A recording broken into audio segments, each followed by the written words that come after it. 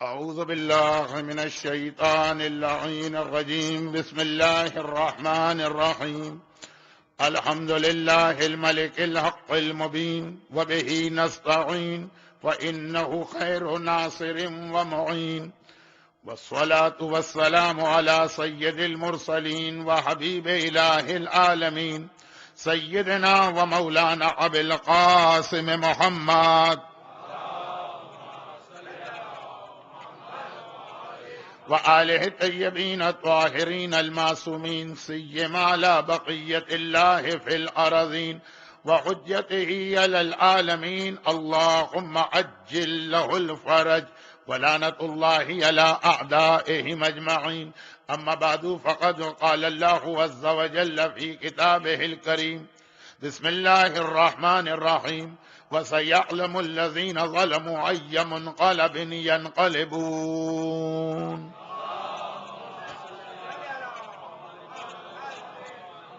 بسم اللہ بسم اللہ. آج کی رات شب جمعہ ہونے کے اعتبار سے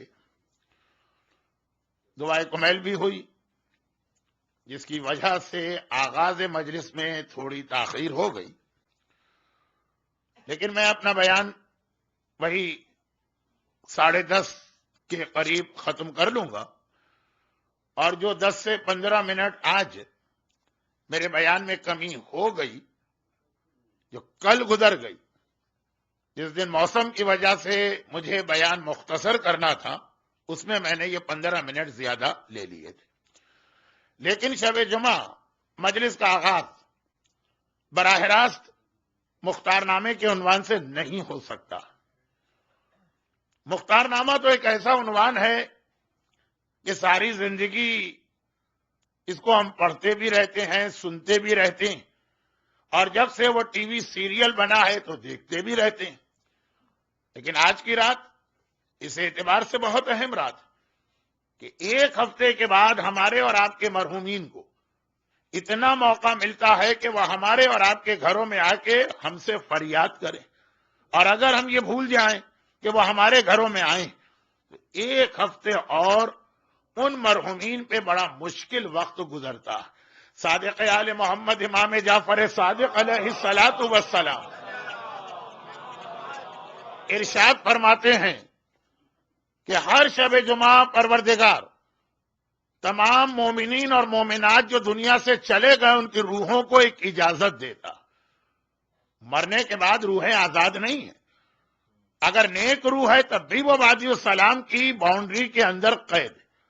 وادی السلام جو جنت نہیں ہے مگر جنت جیسی ایک جگہ، اور اگر گناہگار ہے تب بھی وہ وادی برہوت کے اندر قید. وادی برہوت جہنم نہیں ہے مگر جہنم جیسی ایک جگہ. شب جمعہ ان تمام روحوں کو ایک اجازت ملتی کہ آج تم اپنے اپنے، چاہے وادی السلام تمہارا مسکن ہو اور چاہے وادی برہوت، اپنے اپنے مسکن سے جاؤ دنیا میں، اپنے دوستوں اور رشتہ داروں سے جا کے اپنے لیے کوئی نیکی لے کے آ جاؤ. یہ ایک نیکی جو تم لے کے آؤ گے، اگر تم کسی عذاب میں مبتلا ہو تو اس کے اعتبار سے تمہارا یہ عذاب اگلے ہفتے کم ہو جائے گا. اور اگر ویسے ہی تم وادی السلام میں ہو، یعنی راحت و آرام میں ہو، تب بھی جو نیکی لے کے آؤ گے اس کے اعتبار سے تمہارا پروموشن ہو جائے گا اور تمہاری ترقی ہو جائے گی. جنت میں سارے جنتی ایک درجے پہ نہیں. جنت میں کوئی دکھ نہیں ہے سوائے ایک دکھ کے، کہ جب ہم یہ دیکھیں گے کہ ہم جس جگہ ہیں ہم سے اونچا بھی ایک درجہ، اور جو اونچا درجہ ہے یعنی وہاں کی سہولتیں زیادہ، اور پتہ چلا کہ یہ ہم سے اونچا ایک درجہ جس کو ملا تو کسی ایسی نیکی پہ ملا جو ہم اور آپ بھی کر سکتے. نعوذ باللہ. مثال کے طور پہ عرض کر رہا ہوں کہ امامت کا درجہ ہم نے جنت میں دیکھا، نبوت کا درجہ ہم نے جنت میں دیکھا، 1,24,000 مرسلین کا درجہ جنت میں دیکھا. اسے دیکھ کے ہمیں رشک آئے گا بھی نہیں، نہ ہم ویسے بن سکتے ہیں نہ وہاں جا سکتے ہیں.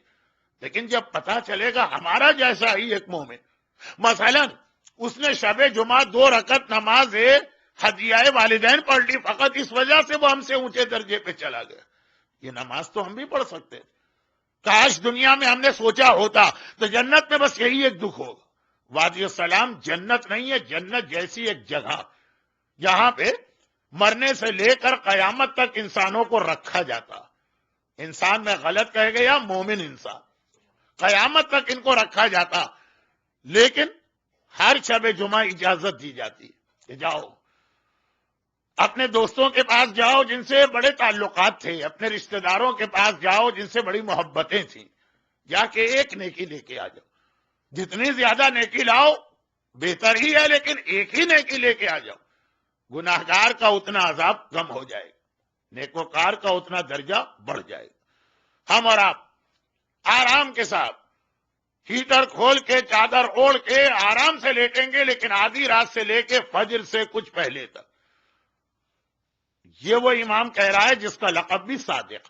ہر امام صادق، لیکن اس کا تو لقب بھی صادق. اور اسی ماہ ربیع الاول میں ان کی ولادت بھی. لیکن اب میں مجلس پڑھتا ہوں اس لیے میں اپنی ایک مجبوری بتا رہا ہوں.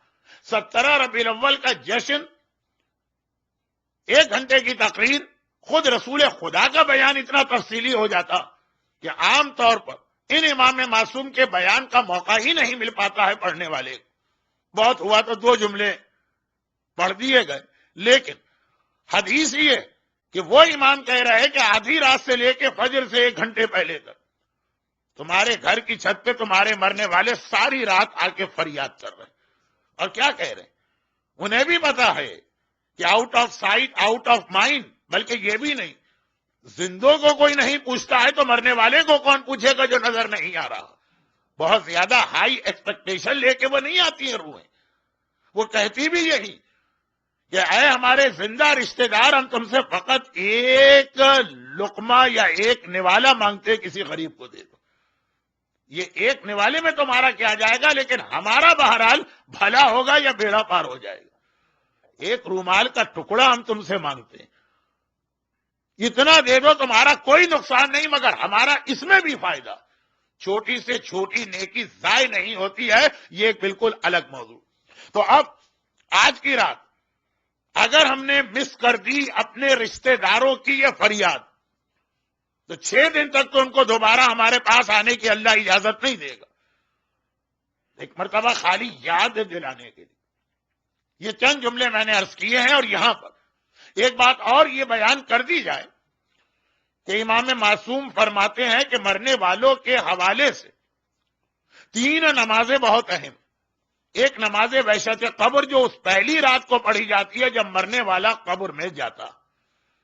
بلکہ نارتھ امریکہ میں رہنے والوں کے لیے تو نماز وحشت قبر کا دوسرا طریقہ یاد کرنا زیادہ ضروری.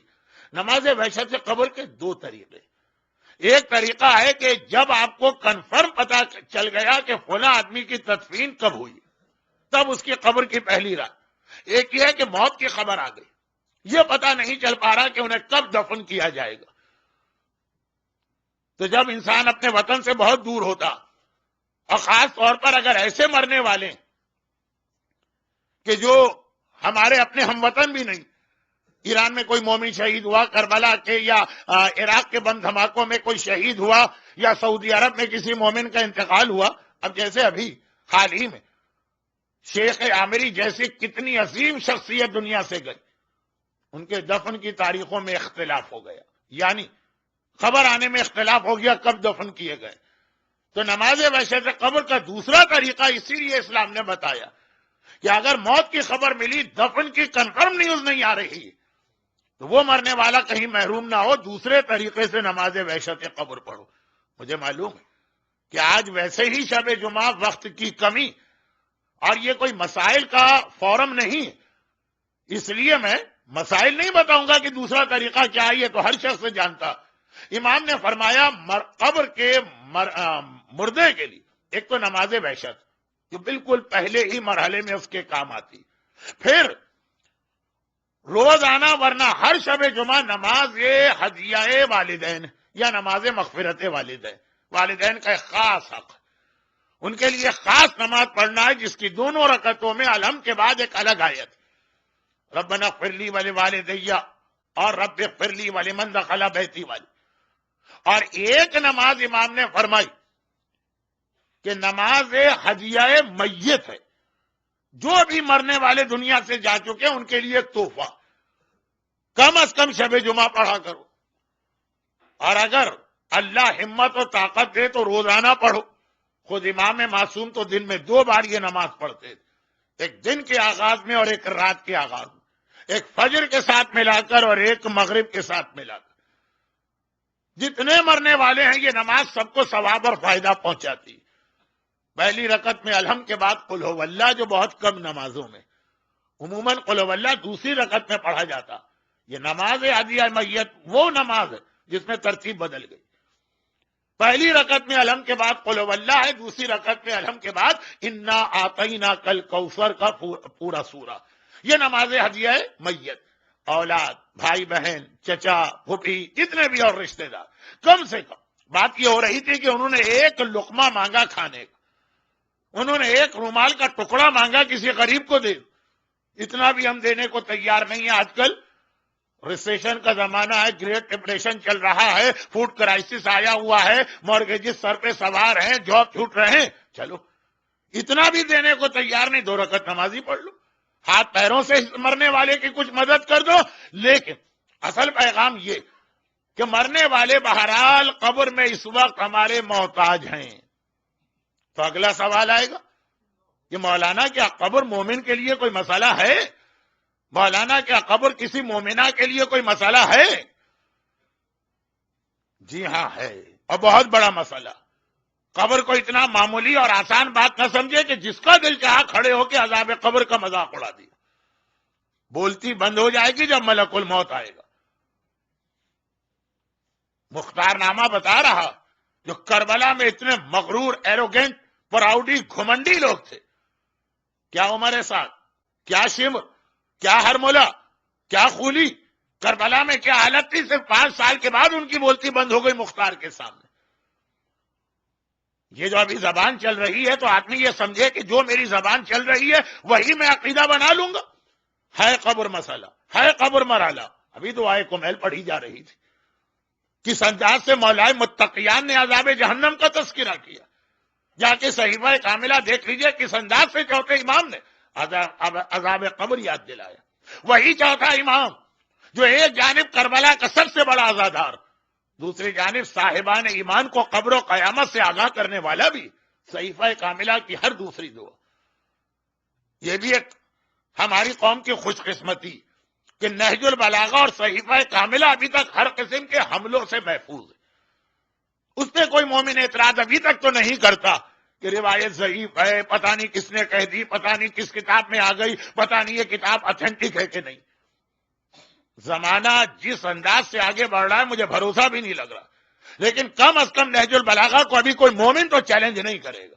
ڈاکٹر طاہر القادری نے خطبہ شخصیہ کو چیلنج کر دیا، وہ ڈاکٹر صاحب تھے، لیکن مومن کوئی چیلنج نہیں کرے گا۔ صحیفہ کاملہ، اگر خالی صحیفہ کاملہ اور نہج البلاغہ میں مولا کا خطبہ ایک نہیں 85 خطبے ہیں جس میں عذاب جہنم کا تذکرہ کیا، اور اس میں ایک خطبہ وہ ہے 4 لائنوں کا جس میں امام نے وہی آیت تلاوت کی جو میری کل کی مجلس کا آغاز تھی، نماز اور اہمیت نماز۔ لیکن مرنے والے کے لیے 3 نمازیں میں نے ابھی بتائیں، اپنے لیے بھی پڑھنا، اور اپنے لیے تو واجب نمازیں پڑھنا ہے، ادا نماز۔ مولا نے کہا کہ تمہیں کیا ہو گیا ہے میرے شیعہ ہو کے نماز سے غافل ہو؟ کیا تم نے نہیں سنا کہ جہنمی کیا کہہ رہے تھے؟ قالوا لم نکن من المصلین، پوری آیت میں نے کل پڑھی تھی۔ مولا نے صرف ایک پہلی آیت کوٹ کی، کیا تم نے نہیں سنا جہنم والے کہتے ہیں کہ ہم جہنم میں آئے کیونکہ ہم نماز نہیں پڑھتے تھے۔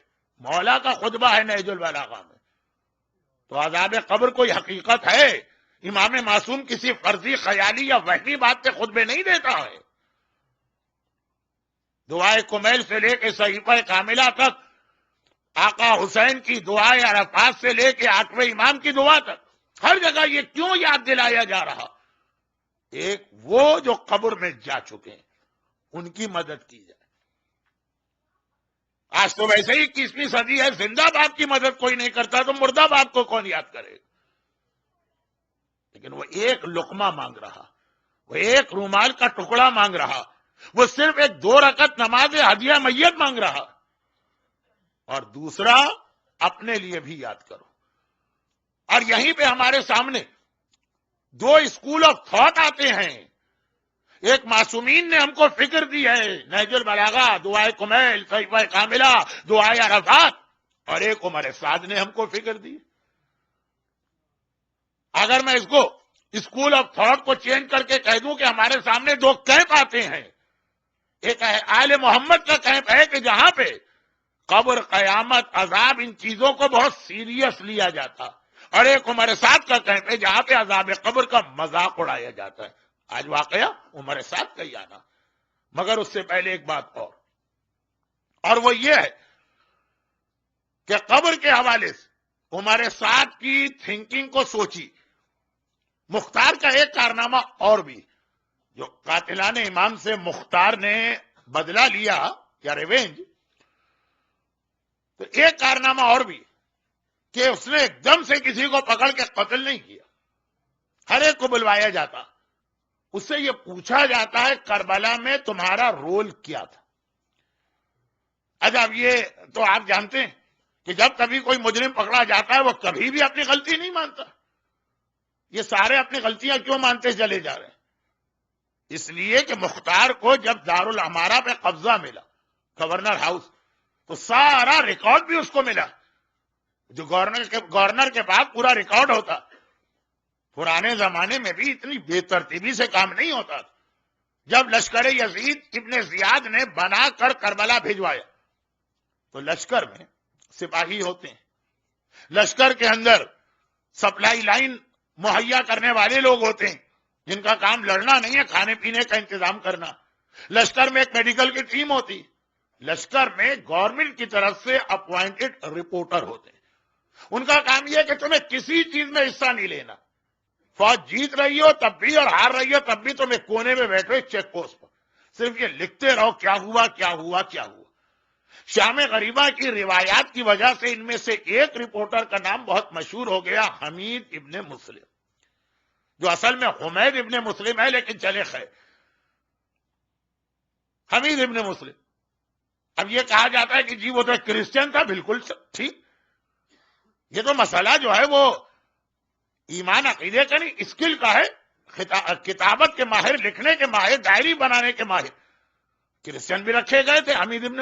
اب یہ ساری چیزیں جو وہ لکھ رہا، ایک ایک چیز اس نے لکھی، اور اس کا کام ہی یہی ہے کہ جو جیسا ہے ویسا لکھو۔ وہ سارا ابن زیاد کو ریکارڈ گیا، کیونکہ وہاں بھی یہ ڈر تھا کہ بھائی ہمارے ساتھ آئے گا انعام لینے کے لیے، پتہ نہیں کیا بڑھا چڑھا کے باتیں بیان کرے گا، یعنی ہر جنگ میں یہ ہو سکتا۔ پاکستان آرمی کے حالات جا کے پڑھے اور انڈین آرمی کے حالات جو اب کھل رہے ہیں، جتنے بھگوڑے تھے انہوں نے اپنے اتنے بڑے بڑے کارنامے بتائے کہ بڑے بڑے انعامات میڈلز لے کے بھاگ گئے۔ آج پتا چلا کہ جی وہ تو غلط، وہ بھاگا تھا میدان سے اور اس کو میڈل مل گیا شجاعت کا، جو کہ اس نے آ کے اس انداز سے اسٹوری پیش کی۔ بلکہ مجھے تو لگا کہ آج کل زیادہ گڑبڑ ہوتی ہے، پہلے زمانے میں سسٹمیٹک کام تھا۔ تو یہ ابن زیاد کی اپوائنٹڈ آدمی کہ تمہارا کام ہے جو ہوا وہ لکھو۔ اب ہمارے ساتھ جب جنگ کے بعد پہنچے گا کوفے، اے حاکم مجھے انعام دے، میں نے یہ کیا، تو چیک کیا جائے گا۔ چنانچہ یہ سارے ریکارڈ، یہ ساری فائلیں ابن زیاد کے محل میں موجود۔ مختار کو جب یہ محل ملا، اور وہ بھی آپ کو تاریخ پوری پڑھیں، مختار نامہ مجھے صرف 6 دن موقع ملا، اب بتائیے کہ اس کے اندر میں کیا بیان کروں اور کیا بیان نہ کروں۔ البتہ some thing is better than nothing کے اصول پہ عمل کرتے ہوئے میں نے کچھ اہم واقعات لیے، تو اس کا ایک حصہ یہ بھی کہ مختار کو جو دارالعمارہ گورنر ہاؤس، اس میں جو انٹری ملی ہے وہ اچانک راتوں رات ایک ایسا واقعہ پیش آیا کہ گورنر کو بھاگنا پڑا اور مختار کو ایک دن پہلے اپنا جہاد شروع کرنا پڑا۔ بڑے عجیب انداز سے یہ طے ہوا تھا کہ نیکسٹ ڈے رات کے وقت ہم لوگ گورنر کے خلاف جو ہے وہ موومنٹ چلائیں گے، سب اپنے گھروں سے نکل کے آئیں گے۔ ایک کوڈ ورڈ رکھا تھا، یا لسارات الحسین، جو آج تو کوڈ ورڈ نہیں ہے، اس زمانے میں کوڈ ورڈ تھا کہ جب کوئی یہ جملہ سنے اس کا مطلب ہے گھر سے نکل آؤ، گھر سے نکل آؤ، گھر سے نکل آؤ۔ پورے کوفے کی گلیوں میں مختار نے کہہ دیا تھا کل رات کے اندھیرے میں میرے آدمی جائیں گے، جو ٹائم ہم نے سیٹ کیا، اب کیسے پتا چلے کہ وہ ٹائم آ گیا؟ نہ اس زمانے میں یہ رسٹ واچ ہوتی تھی، نہ کلاک ہوتے تھے، نہ SMS، نہ موبائل. تو اب یا لسارات الحسین، ترجمہ یہ ہے کہ اے حسین کے خون کا انتقام لینے والوں آ جاؤ گھر سے باہر. مگر کچھ ایسی مس انڈرسٹینڈنگ ہو گئی کہ ایک رات پہلے ہی اچانک مختار کو میدان میں آنا پڑا. یہ حصہ میں نے چھوڑ دیا. اور یہ اتنا جملہ بھی میں نے دو وجوہات سے کہا. ایک تو آپ کو یاد دلا دوں، ایسی ہی ایک رات آج سے 32 سال پہلے تہران کی گلیوں میں آئی تھی، جب شاہ ایران تو بھاگ چکا تھا، لیکن 10 فروری کو جسے مارشل اللہ ایڈمنسٹریٹر بنایا تھا تہران کا، اس نے یہ اناؤنسمنٹ کیا تھا کہ 10 اور 11 فروری کی درمیانی رات پورے تہران میں کرفیو، جو گھر سے باہر نظر آئے گا اس کو گولی سے اڑا دیا جائے گا.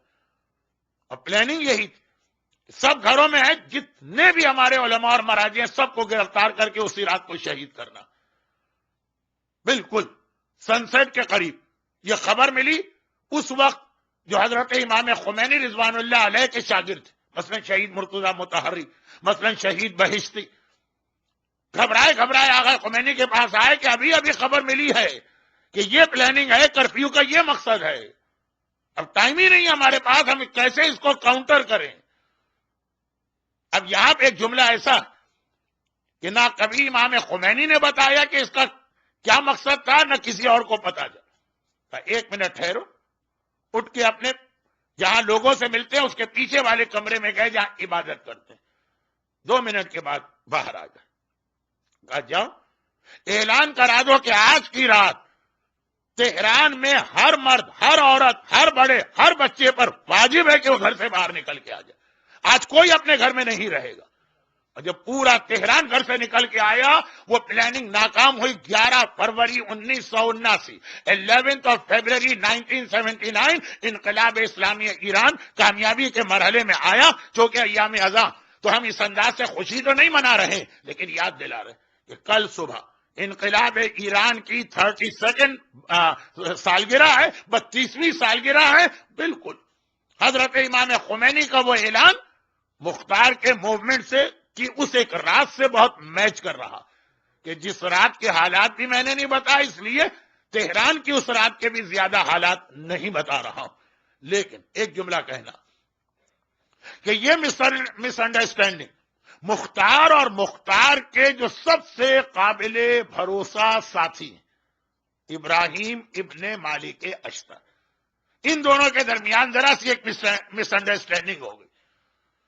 اب یہاں پہ جو بزرگ ہیں ان کو یاد ہوگا کہ 1952 میں جب مصر کے اندر شاہ فاروق کے خلاف ریولیوشن آیا تھا، جنرل نجیب اور پھر ناصر اور پھر سادات اور پھر یہ حسنی مبارک، سب اس وقت جوان تھے، بلکہ کچھ زیادہ ہی جوان تھے. تو وہاں بھی 1 گھنٹے کی غلطی سے یہ انقلاب کامیاب ہو گیا. خیر اب میں تو آلریڈی اپنے ٹاپک کو کمپلیٹ نہیں کر پا رہا، ادھر ادھر میں کہاں جا رہا ہوں، لیکن یہ ہمارے کرنٹ ایشوز ہیں، ہم کو معلوم ہونا چاہیے. تو خلاصہ یہ ابراہیم، تمام ہسٹورین نے ایک جملہ لکھا کہ اگر مختار کا ساتھ دینے کو ابراہیم راضی نہیں ہوتے تو اکیلے مختار میں اتنی ہمت تو تھی، طاقت نہیں تھی. اور آپ کل کی تقریر یاد رکھیے، کل اگرچہ اچھا خاصے مومنین آ گئے، توقع بھی نہیں تھی کہ ایسے خراب ویدر میں آ جائیں گے، پھر بھی اس مجمع کے کافی لوگ کل نہیں تھے، اور کل والے کچھ لوگ آج نظر نہیں آ رہے. تو دونوں آن لائن بیٹھے سن رہے ہوں گے آپ کل اور وہ لوگ آج. لیکن خلاصہ یہ کہ ابراہیم اگر ساتھ نہ دیتے تو مختار کامیاب نہیں ہو سکتے تھے. پروردگار کی مصلحت اپنی جگہ ظاہری اعتبار سے یہ لگ رہا، مختار میں ہمت کی کمی نہیں، لیکن مختار بغیر پلاننگ کے کوئی کام کرنے کو تیار نہیں. اسی پہ تو صحابی رسول سلیمان خزائی سے مختار کا اختلاف ہو گیا.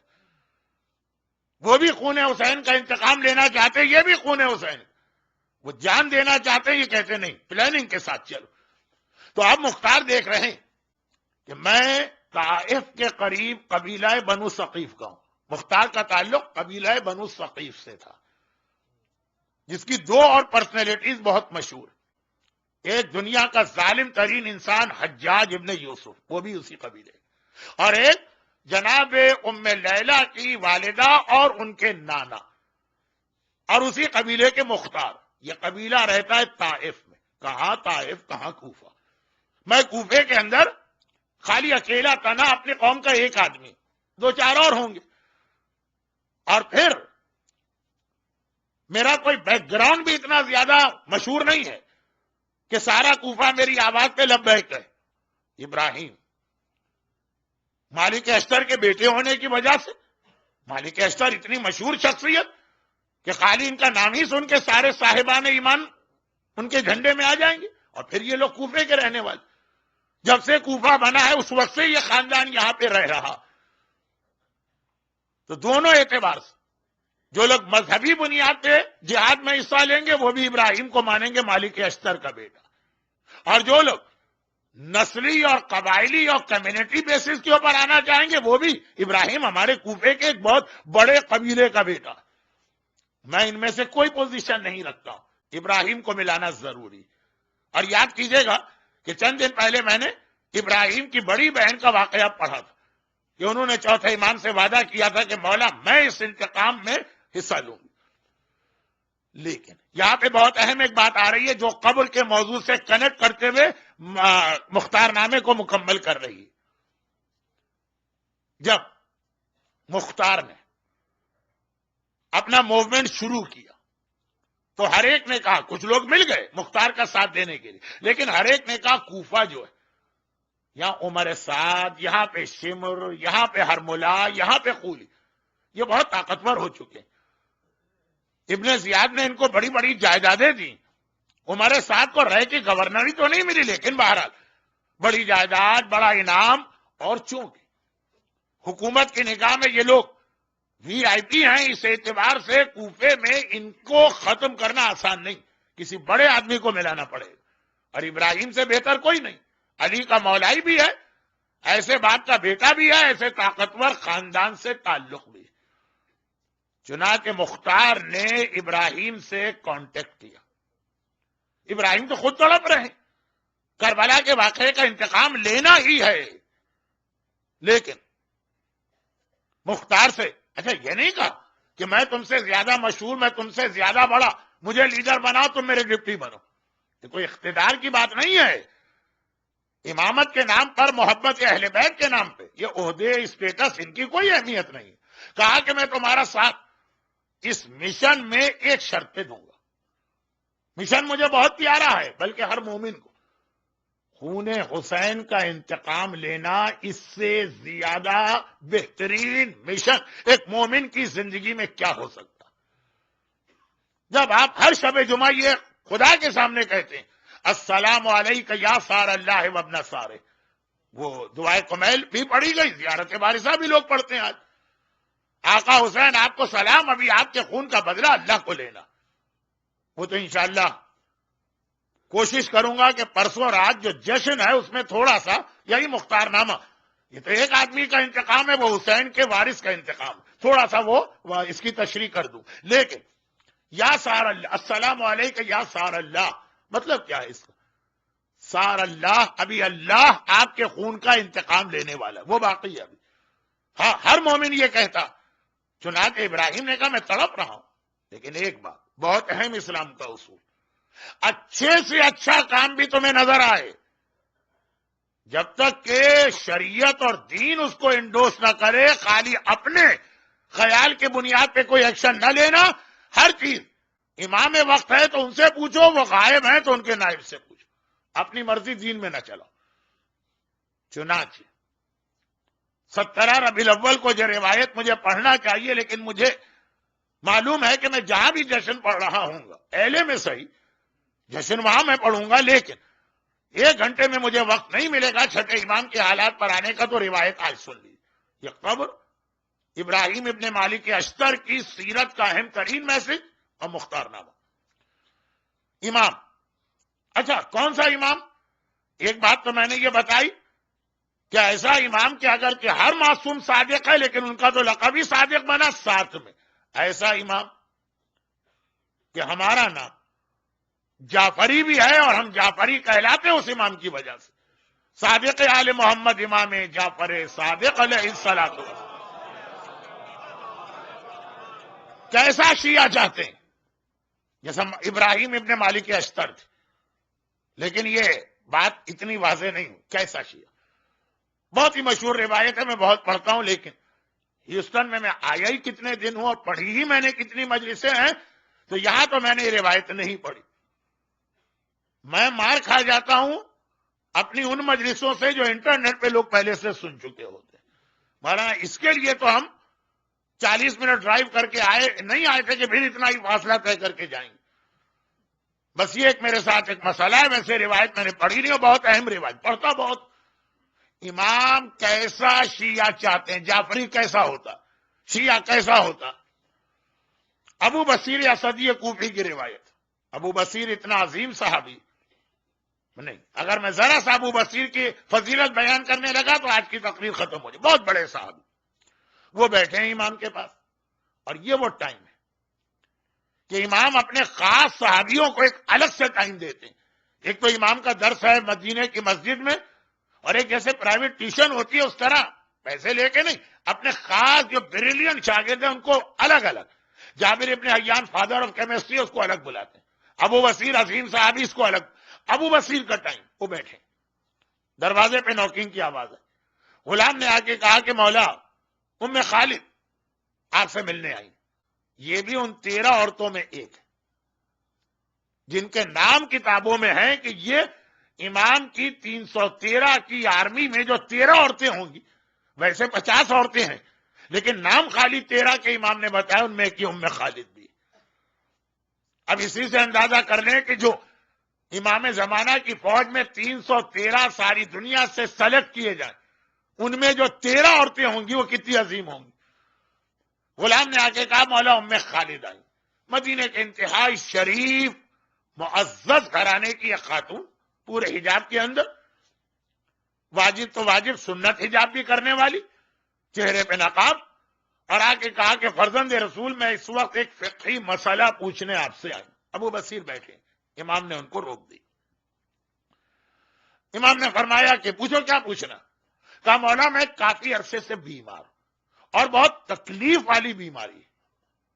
جب تک کہ پین کلر نہیں دنیا کے سامنے آئے تھے بہت ساری بیماریاں اتنی خطرناک نہیں ہوتی تھی، یعنی لائف تھریٹنگ مسئلہ نہیں لیکن تکلیف برداشت نہیں ہوتی. بہت ہی تکلیف والی بیماری. تمام مدینے کے تمام طبیبوں سے میں اپنا علاج کرا چکی، کوئی فائدہ نہیں ہوا تو کوئی بات نہیں. روایت میں ہے کہ بیماری بھی کبھی اللہ کا ایک تحفہ ہوتی، یا آدمی کے گناہ معاف ہوتے ہیں یا اس کا درجہ بلند ہوتا.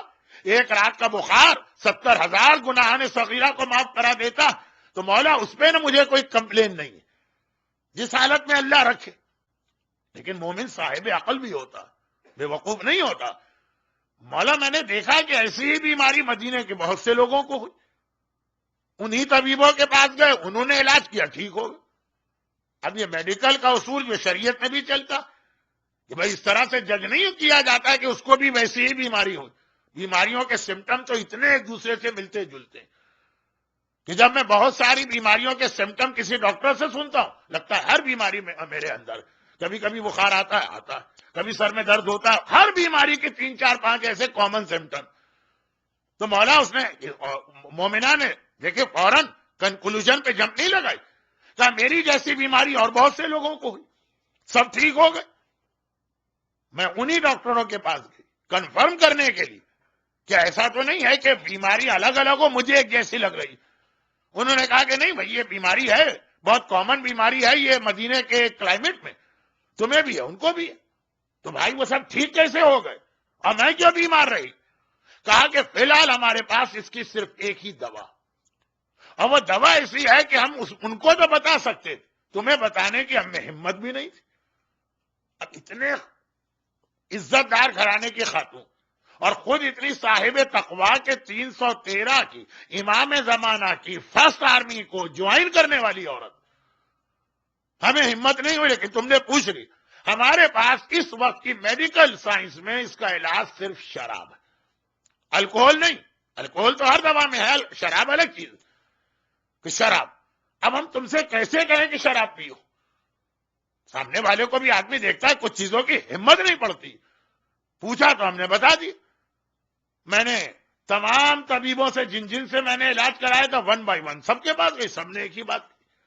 اپنی آنکھوں سے بھی دیکھ رہی کہ ایسی ہی بیماری دوسروں کو تھی، وہ ٹھیک ہو گئے انہی کی دوا سے. مولا اب میں آپ کے پاس آئی. اچھا دیکھیے، یہ پرسنل روایت نہیں ہے کہ ایک مومنہ کا مسئلہ امام سے پوچھا، امام نے جواب دیا. امام نے اس روایت کو اتنا بڑا کر دیا کہ ہمارے اور آپ کی زندگی کا ہر کام اس میں آ گئے. امام کو اس مومنہ کا سوال سن کے یس یا نو، جبکہ امام اس وقت دوسرے بہت اہم کام میں لگے ہوئے ہیں. ابو بصیر کہہ دیتے کہ حلال ہے یا حرام. مولا میں آپ کے پاس آئی ہوں، آپ کیا فرماتے؟ امام نے کراس کوشچن کیا. مومنہ کی روایت کو قیامت تک کے مومنین کی روایت بنا رہے ہیں.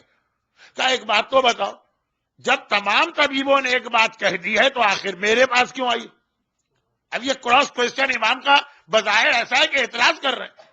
یہ ہماری قوم میں بہت سے لوگ ہیں جو کہتے ہیں کہ اگر وضو کا مسئلہ ہوگا تو عالم کے پاس جائیں اور نماز کا مسئلہ ہوگا تو عالم کے پاس جائیں، لیکن ہمیں کون سا جاب کرنا چاہیے اس کا عالم سے کیا تعلق؟ ہمیں کہاں مکان لینا چاہیے اس کا عالم سے کیا تعلق؟ ہمیں کہیں کا امیگریشن لینا ہے یا نیشنلٹی لینا ہے نہ لینا اس سے عالم کا کیا تعلق؟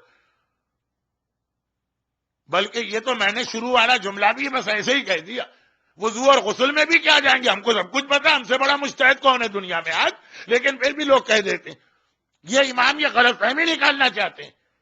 اب جو لوگ ذرا سا میرے انداز کو اور اسٹائل کو سمجھتے ہیں ان کو معلوم کہ ڈائریکٹ میں انقلاب ایران پہ بات نہیں کر پا رہا ٹائم کی وجہ سے، ٹاپک کی وجہ سے. وہاں بھی یہی بات بھئی، یہ حکومت چلانا اور یہ پالیٹکس میں آنا اور یہ گورنمنٹ رن کرنا یہ کو تھوڑی علماء کا کام. وہ مسجد میں جائیں، مصلی سنبھالے، نمازیں پڑھیں، پورا ملک چلا رہے ہیں، آخر ان کا اس سے کیا تعلق؟ جس کا کام اسی کو ساجھے. کتنی باتیں ہمارے پاکستان میں بھی لوگوں نے کہی، وہی لوگ تو اب یہاں مجھے نظر آ رہے ہیں. بھئی یہ 79 کے پاکستان کے لوگ تھے، بہت کم ہوں گے جو 79 سے پہلے والے ہیں. دیکھ رہا ہوں میں ان کے ہاتھ بھی کھڑے ہو گئے. نہیں میں مانتا ہوں آپ 79 سے پہلے والے، لیکن بہرحال وہی پاکستان کی باتیں آپ سن رہے تھے. اب امام نے سوال کیا کہ بھئی جب تمام طبیبوں نے ایک بات کہہ دی، مسئلہ صحت کا ہے، مسئلہ میڈیکل کا ہے، میڈیکل کے وہ ماہرین ایک بات کہہ رہے، میرے پاس کیوں آئی؟ اب ام خالد نے عجیب جواب دی. اس جواب نے یہ بتا دیا کہ امام زمانہ کی آرمی کو جوائن کرنے کا کرائیٹیریا کیا. جواب یہ دیا. ابو بصیر کہتے ہیں کہ ان کا چہرہ مجھے نظر نہیں آ رہا ہے، نقاب میں چھپا، لیکن آواز سے، انداز سے، ٹون سے لگ رہا ہے کہ جیسے بہت ہی حیران، پریشان. مولا یہ جو جملہ ہے خالی اس کو سن کے ہی مکمل نہ سمجھیے گا، پوری بات سن لیجیے گا. مولا حیرت کے ساتھ وہ نقاب کے پیچھے سے کہتی، مولا میں نے اپنا امام آپ کو مانا ہے، ان کو نہیں مانا. اب اس کی وضاحت سنی. میں تو صرف یہ چاہتی ہوں کہ قیامت کے دن جب میرا نامہ اعمال کھلے گا، یہ عذاب قبر کا اگلا مرحلہ، یہ ایک ہی ٹاپک، اور اللہ مجھ سے کسی بھی عمل کے بارے میں پوچھے گا یہ کام کیوں کیا، تو میرا ایک ہی جواب ہو کہ میرے آقا اور مولا نے مجھے انسٹرکشن دی تھی اس لیے یہ کام کیا. یہ نہ کہوں کہ میرا دل چاہا، یہ نہ کہوں گھر والے چاہ رہے تھے، یہ نہ کہوں کہ شوہر کی مرضی، یہ نہ کہوں کہ دوستوں کا پریشر تو نہیں. جو کام کے بارے میں اللہ پوچھے، میرا جواب ہر عمل کے بارے میں صرف یہ ہو کہ مجھے میرے امام نے کہا. اچھا قیامت کے دن گناہوں کے بارے میں بھی سوال ہوگا. بے حجاب کیوں نکلی؟ کیا کریں؟ شادی کا موقع تھا، پورے خاندان کا پریشر تھا، شادیوں میں کوئی تھوڑی حجاب ہوتا نہیں. امام نے کہا تھا میرا جواب یہ ہونا چاہیے. لیکن قیامت میں خالی گناہوں کا سوال نہیں ہوگا، نیکیوں کا بھی سوال ہوگا. ہم نے نماز پڑھی، پوچھا جائے گا نماز کیوں پڑھی؟ اللہ کے لیے پڑھی؟ لوگوں کی دیکھا دیکھی پڑھی؟ میں بعض سینٹرز میں ہر پروگرام نماز سے شروع ہوتا، ایسے بھی لوگ آتے ہیں بغیر وضو کے کھڑے ہو گئے، ایسے بھی لوگ آئے عشاء کی چوتھی رکعت میں آ کے شامل ہوئے، ایک ہی رکعت پہ نماز ختم کر دی. پتہ ہی نہیں کہ مغرب کیا عشاء کیا، ایک رکعت کی کوئی نماز ہی نہیں ہوتی، بہت تو دیکھا دیکھی. اب یہ بہت لمبی بات ہو رہی ہے. مختار نامہ آج کہاں چلا گیا؟ آج شب جمعہ، اس لیے مختار نامہ ذرا سا سائڈ پہ ہوا لیکن آ رہا. اب مومنہ کہتی ہے کہ اپنے ہر عمل کے بارے میں قیامت میں صرف ایک جواب چاہتی ہیں. جیسے جناب فضہ سے جب پوچھا تھا نا کہ تم ہر بات قرآن سے کیوں کہتی ہو، تو فضہ کا جواب یہ تھا وما یلفظ من قول الا لدیہ رقیب عتید. وہ بھی قرآن کہ جو جملہ اپنی زبان سے نکالتے اس کو لکھنے والے دو فرشتے کرامن کاتبین تمہارے کندھوں پہ بیٹھے، اور ابھی آپ نے دعائے کمیل میں بھی کرامن کاتبین کا لفظ سنا. تو میں چاہتی ہوں اپنی زبان سے اپنا کوئی جملہ ہی نہ نکالوں تو وہ لکھیں گے کیا؟ جو جملہ میری زبان پہ ہو وہ اللہ ہی کا لفظ ہو. تو اللہ اپنے لفظ پہ تو پکڑنے سے رہا مجھے. تو یہ جو فضا کہہ رہی یہ مومنہ ایکشن کے حوالے سے کہہ رہی. مولا اگر آپ نے مجھے منع کر دیا، کہا نہیں مت پیو شراب، تکلیف برداشت کرو، اور قیامت میں خدا کہے تم نے سوسائڈ کیوں کیا، میں کہوں نہیں میں نے اپنی مرضی نہیں چلائی تھی، آقا اور مولا نے کہا. اور اگر آپ کہیں کہ شراب پی لو، جان بچانے کے لیے شراب کی پرمیشن ہے، قیامت میں کہا جائے اچھا جان اتنی پیاری تھی کہ حرام چیز استعمال کی، میں کہوں نہیں خدا بندہ میں نے اپنی مرضی سے نہیں کہا، میرے آقا اور مولا نے مجھے اس کا حکم دیا تھا. ابو بصیر کہتے ہیں امام ایک مرتبہ اپنی جگہ سے کھڑے ہوئے، آئے ابو بصیر کاش یہ جملہ آپ کو پہنچانا تھا، کاش ہمارا ہر شیعہ اس مومنہ کی طرح بن جائے کہ اپنی زندگی کے ہر عمل میں پہلے یہ دیکھے کہ ہم کیا کہہ رہے ہیں، اس کے بعد عمل کرے. یہ چاہیے امام کو شیعہ، یہ کرائیٹیریا ہے. اور یہی کرائیٹیریا امام زمانہ کی آرمی کو جوائن کرنے کا، جو انشاءاللہ پرسوں جشن عید الزہرا میں تھوڑا سا موضوع بنے گا. کیسے لوگ پوچھتے نا مولانا کیسے پتا چلا کہ امام زمانہ کی آرمی میں ہوں گے کہ نہیں ہوں گے؟ کوئی لسٹ جا کے نہ دیکھیے کہ آپ کا نام اس میں ہے کہ نہیں، یہ دیکھیے اس کرائیٹیریا پہ پورا اتر رہے ہیں کہ نہیں. جو یہ مومنہ پورا اتری تو اس کا نام بھی آ گیا کہ یہ امام کی آرمی میں ہوگی. مگر خلاصہ کیا؟ اچھا پھر یہ روایت ایک دفعہ میں نے کاؤنٹ کی تھی تو 750 مرتبہ اپنی زندگی میں نے یہ روایت پڑھی، جس میں سے 749 ٹائمز یہیں تک پڑھی ہے روایت. صرف ایک بار میں نے کمپلیٹ کیا کہ لوگوں نے کہا مولانا پھر بتائیے آخر امام کا جواب کیا. میں کبھی نہیں پڑھتا ہوں، یہاں پہ بات پوری ہو گئی. لیکن ہیوسٹن کے مومنین کے لیے پھر ایک دفعہ پڑھ دوں. امام نے اس کو منع کر دی، کہا کہ اللہ نے کسی حرام چیز میں شفا رکھی ہی نہیں ہے، اس لیے میں اجازت نہیں دے رہا. اب درود بھیجے محمد والے. لیکن اصل کرائیٹیریا جو کام کرو پہلے یہ دیکھو کہ امام کیا کہہ رہے، ایسا ہی آدمی عذاب قبر سے بچے گا. اب ایک اور سوال کا جواب، عذاب قبر سے پروٹیکشن کا طریقہ کیا؟ آج 4-5 سوالات کے میں نے جواب دے دی. امام زمانہ کی آرمی کو جوائن کرنے کا کرائیٹیریا کیا، عذاب قبر سے بچنے کا طریقہ کیا، جس کا ہر ایکشن حکم امام کے مطابق. یاد رکھیے اچھے بھی اور برے بھی. پھر کہہ دوں اچھائیوں میں بھی دیکھنا ہے، اپنی عقل مت لگائیے اچھائیوں میں. بہت ہی سمپل ایگزامپل، گھڑی کی سوئیاں بہت تیزی سے اس وقت آگے بڑھ رہی، تو خلاصہ یہ بہت سمپل ہے. پاکستان میں آج کل بعض مومنین کرام کو ایک شوق ہوا ہے سوشل ویلفیئر کے کام کا، اچھی بات. لیکن اب دین میں اپنی مرضی جب وہ چلاتے ہیں، مولانا یہ ہمارے یہاں کم خمس نکلتا ہے لیکن نکلتا تو ہے نا، سادات کرام کا حصہ لوگ دیتے تو ہے نا. اب لیکن فائدہ کیا ہوا مولانا سادات کو ان کا حصہ پہنچانے کا؟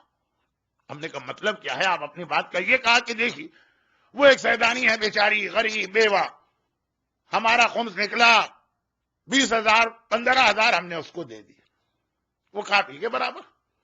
اس سے اچھا یہ نہیں ہے کہ ہم اس کو ایک سلائی مشین خرید کے دے دیں. اب وہ سلائی مشین کے ساتھ ایک سورس آف انکم اس کے پاس پرماننٹ آ جائے گا، اب ضرورت نہیں پڑے گی اگلے سال اس کو ہاتھ پھیلانے. مولانا ایک مومن کا خمس نکلا 10 لاکھ سہمِ سادات، تو بجائے اس کے کہ ہم غریب سیدوں کو دیں، وہ کھا پی کے برابر کریں گے، ہم ایک مکان خرید کے کیوں نہ دے دیں ان کو. ٹھیک ایک بات. پھر کہا لیکن مولانا یہ بھی خطرہ ہے، اور بہت بڑا خطرہ، کہ ہم تو سلائی مشین دیں گے وہ سلائی مشین ہی بیچ لے گی. یہی تو ہوتا ہے نا، وہ ہم تو مکان دیں گے کہ اس کا پرماننٹ ایک سولوشن ہو جائے کہ رینٹ نہ دینا پڑے، وہ مکان ہی بیچ دے گا.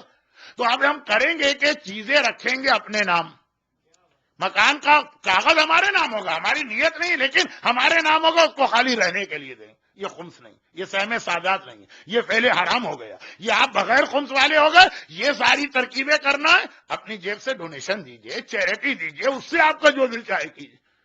امام کے مال میں امام کی مرضی. اچھا دیکھیے جتنی باتیں میں نے اب تک کہی ہیں اس میں کوئی بات بھی نہ عقل کے خلاف ہے نہ پاکستان میں ہمارے تجربے کے خلاف ہے. یہی ہوتا ہے، غریب کو آپ دیجئے بڑی رقم، وہ ساری رقم کھا کے بیٹھ جاتا، پھر ایک بار ہاتھ پھیلا رہا.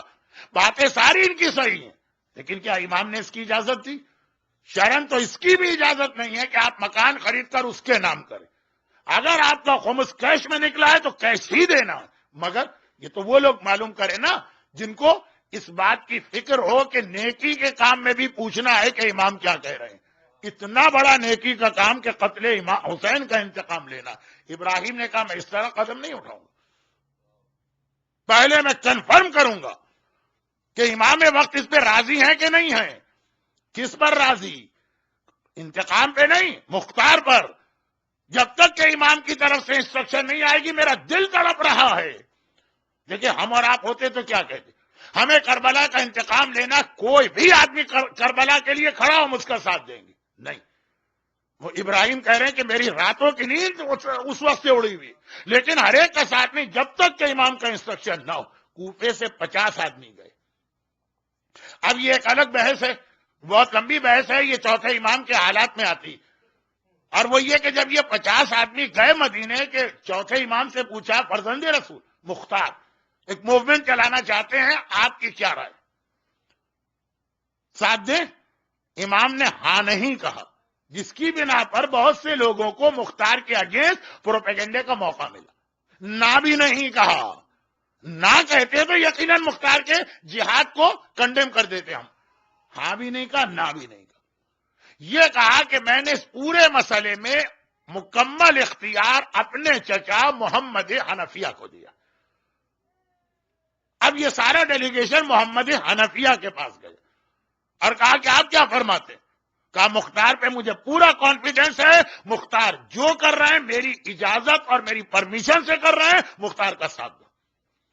اب چوتھے امام کا جواب اگرچہ بظاہر بڑا عجیب تھا، لیکن اس کے اندر 3 بہت اہم پہلو. ایک بات میں پہلے بتا چکا ہوں کہ چوتھا امام امامت کی بڑی ذمہ داری انجام دے رہا. دوسرا، چوتھے امام کو اس جواب کے اندر چوتھے امام نے امام زمانہ کی آرمی کا ایک اور کرائیٹیریا بتا دیا. اب وہ آج نہیں، کہاں وقت ہے. اور تیسری بات اس میں یہ تھی کہ امام نے ایک ایسا اصول بتایا جو آج انقلاب اسلامی ایران کا، کہ جب امام نے کسی کو نائب بنا کے پورا اختیار دے دیا تو اب نائب جو عمل کرے گا خود بخود یہ مانا جائے گا کہ یہ امام کی مرضی اور تائید اس کو حاصل ہے. نائب امام کو وہ اسٹیٹس دیا، چنانچہ محمد حنفیہ کو اپنا نائب بنایا. جب یہ لوگ ڈیلیگیشن واپس کوفہ گئے، ابراہیم نے پوچھا، وہ بے چین تھے، تڑپ رہے تھے کہ کیا ہوا، چوتھے امام نے کیا کہا؟ چوتھے امام نے کچھ نہیں کہا، منع کر دیا. منع نہیں کیا، ہم محمد حنفیہ کو نائب بنائے، انہوں نے اجازت دی. ابراہیم نے فوراً 2+2 4. اس کا مطلب امام کی اجازت ہے. جب نائب کی اجازت آ گئی تو گویا امام کی اجازت آ گئی، اب ہمیں جہاد کرنا. انقلاب اسلامی ایران کا فاؤنڈیشن اسٹون یہ اصول بھی، اب جہاد کرنا. مگر جب یہ جہاد شروع ہوا تو چلے خونی تو پکڑا گیا، کل آپ نے سنا، ہرملا تو پکڑا گیا، سنان ابن انس تو پکڑا گئے، حتیٰ قاضی شرح جیسا ملون بھی پکڑا گئے، یہ سب مارے گئے. ایک پرابلم یہ آ گیا کہ بعض لوگوں کے پروٹیکشن کے لیے بعض مشہور شیعہ نے علی میدان میں آ گئے. اب ہم اور آپ آج بیٹھ کے کہتے ہیں نا وہ کہاں کا شیعہ، لیکن اس وقت تک یہ اتنے فیمس تھے اور ان کا ایک سرکل تھا. بعض لوگوں کے پروٹیکشن کے لیے وہ لوگ آ گئے. حاتم طائی کا بیٹا عدی پیغمبر کے صحابی ہیں، خاصے قابل احترام ہے، رسول نے ان کو عزت دی ان کے باپ کی وجہ. جناب عباس کے قاتل حکیم ابن طفیل کے پروٹیکشن کے لیے آ گئے. بھائی میرے اس کے پرانے تعلقات ہیں، باقی جتنے مجرم ہیں سزا دو، ان کو مت دو. اسحاق ابن اشعث ابن قیس، ان کے پروٹیکشن کے لیے خود مختار کا اپنا ڈپٹی عبداللہ کامل آ گیا. بھائی کیا کریں، یہ میرا بہنوئی. خیر بعد میں تو واقعہ بڑا اینٹی کلائمیکس یا ٹرن ہو گیا واقعہ، لیکن ابھی شروع کی بات کر رہا ہوں. اور دیکھیے وقت کم ہے نا، تو میں ذرا سوچ رہا ہوں کہ کیا واقعہ پڑھوں اور کیا فی الحال چھوڑ دوں. اور عمر سعد، کربلا کے واقعے کا سب سے بڑا مجرم.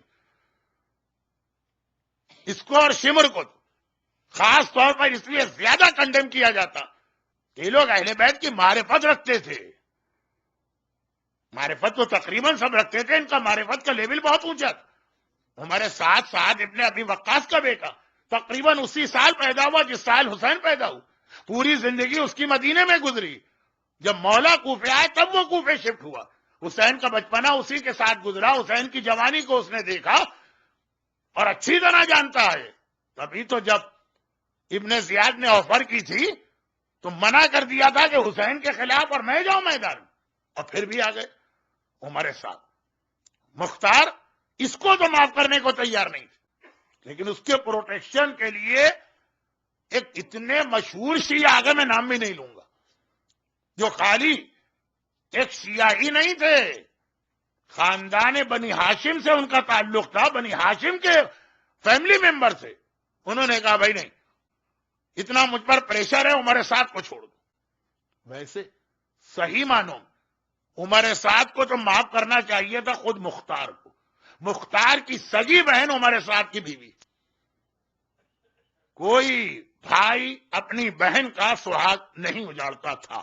اب نہیں کہہ سکتا کیا بنا ہے ماحول, لیکن کم از کم کوئی بھائی اپنی بہن کا سہاگ نہیں اجاڑتا. مختار کو پروٹیکشن مختار نے نہیں دیا. وہ آئے ایک صاحب خاندان بنی ہاشم کے مشہور شیعہ, میں نام نہیں لوں گا ان کا, کیا ان کے سرکمسٹانسز تھے, لیکن بہرحال ہم اور آپ تو ایک لمحے کے لیے بھی کربلا کے کسی ایک چھوٹے سے سپاہی کی بھی سفارش نہ کریں, وہ ہمارے ساتھ کی سفارش کرتے اور ایسا پریشر ڈالا کہ مختار سے لکھوا لیا کہ عمر سعد کو کوئی ہاتھ نہ لگائے. اب مختار مجبور ہو گئے, مولا علی کے اتنے قریبی رشتہ دار اور اتنے قریبی صحابی مجبور ہو گئے, لکھ کے دیا, لیکن دل سے مجبور نہیں, انتقام سب سے لینا ٹن بائی ٹن. چلو چند دن اس کو چھوڑ دیتے, باری آئے گی اس کی. ایک جملہ لکھ دیا کہ چلو یہ اتنا زبردست پریشر میرے اوپر, پھر بھی امان دے رہا ہوں اس شرط پر کہ یہ کوفے سے باہر نہ جائے, کوئی نیا کام نہ کرے. یہ کنڈیشن ڈال دی. عمر صاحب ذرا مطمئن آ کے گھر میں بیٹھ گیا, اگرچہ اس کو روزانہ اطلاع مل رہی. شمر تو اسی اطلاع پہ بھاگا تھا نا کہ آج یہ مارا گیا, کل وہ مارا گیا, تو میری باری بھی آنے والی. شمر کا واقعہ تو نہیں پڑھ سکوں گا, شاید مصائب میں 2 جملے آ جائیں. ابھی تو ہمارے ساتھ کا واقعہ, اور یاد رکھیے عذاب قبر سے بات شروع ہوئی ہے نا, ہمارے ساتھ کے واقعے میں یہ سرکل بھی کمپلیٹ ہوگا. مختار نامہ بھی آئے گا. شب جمعہ امام زمانہ کو یاد کرنا ہے, 2-3 باتیں امام کے حوالے سے بھی آئیں. یہ ساری باتیں میں نے جمع کر دی. یہ الگ بات ہے کہ حق شاید کسی کا ادا نہ ہوا. عمر سعد لکھ دیا. پھر اب ایک دن مختار کو عمر سعد کو چھوڑنا نہیں ہے. سارے قاتلوں سے 1 گھنٹے میں انتقام نہیں لینا, باری باری انتقام لیا جا رہا. عمر سعد کی بھی باری آئے گی. ابھی تو میں نے لکھ دیا ان کے کہنے پر. ایک دن دربار میں اعلان کیا کہ اب میں اس کی گردن اڑانے جا رہا ہوں. یہ بھی نہیں کہا کہ آج شام کو یا کل صبح, اب میں اس کی گردن اڑانے جا رہا ہوں. جس کے پیر بڑے بڑے ہیں, آنکھیں اندر دھسی ہیں, ہونٹ موٹے ہیں, اور اس کے قتل سے اللہ, رسول اور تمام صاحبان ایمان خوش ہوں. اتنا کا ایک جملہ. عمر سعد کے بھی رشتہ دار دوست دربار میں تھے. جو باتیں مختار نے کہیں وہ سب عمر سعد پہ پھٹ اتر رہی.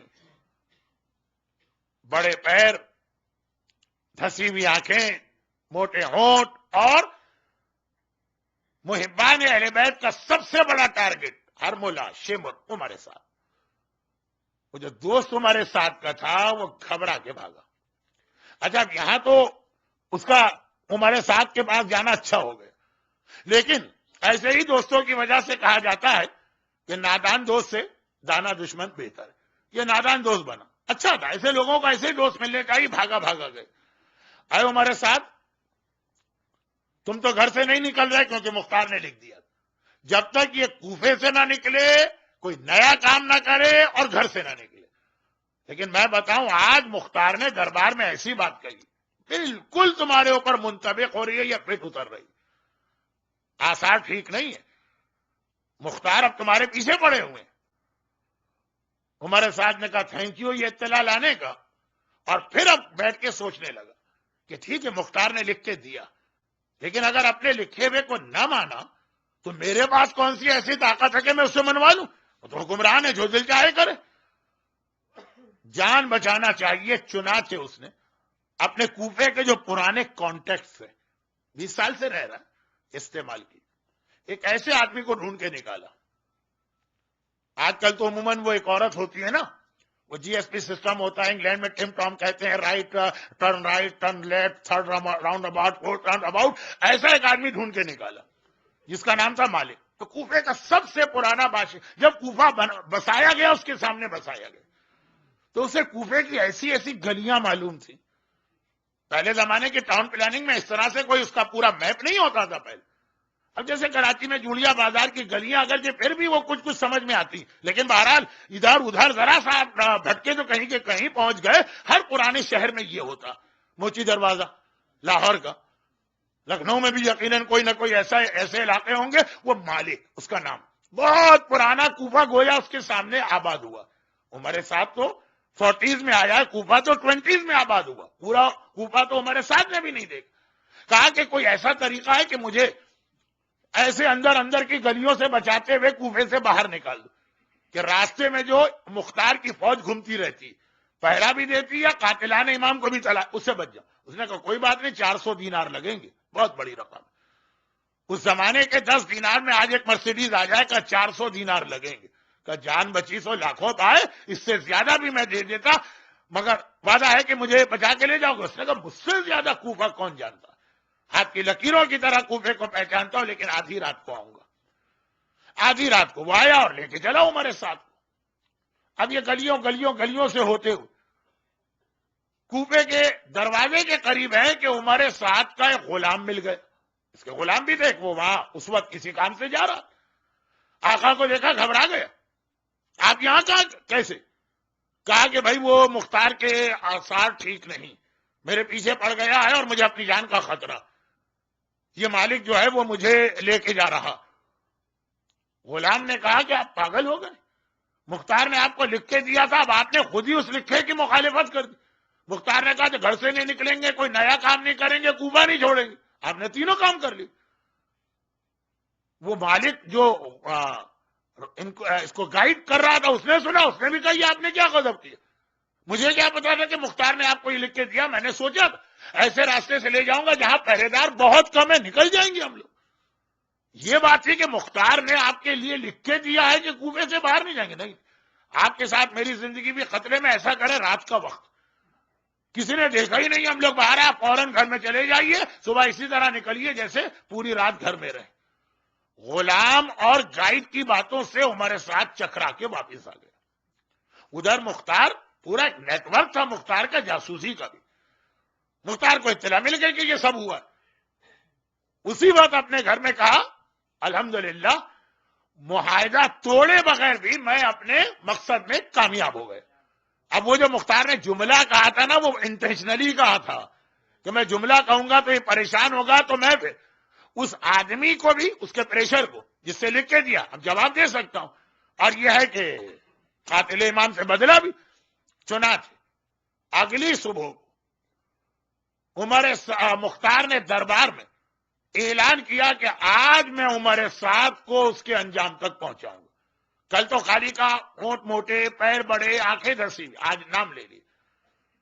جیسے ہی عمر سعد کو اطلاع ملی، بھاگا بھاگا وہ اس سیاہ کے پاس گیا جو اہل بیت کے گھرانے کا ایک ممبر بھی. اس نے سنا تو ڈانٹ کے نکال دی. کہا میں پہلے ہی اتنا شرمندہ تھا تیری سفارش کر کے، راتوں کی میری نیند اڑ گئی تھی کہ میں نے اپنے آقا اور مولا کے قاتل کے لیے مجبوری میں سفارش کی. اب کیا آیا میرے پاس، اب میں کوئی سفارش نہیں کروں گا، چلا جا. اگر آپ کو یاد ہو کہ کربلا میں عمر سعد کتنا مغرور تھا، اس کا ایروگنس یاد کیجئے گا. پہلا تیر چلایا، اے پوری قوم گواہ رہنا، یزید کے سامنے گواہی دینا کہ کربلا کا پہلا تیر میں نے چلایا.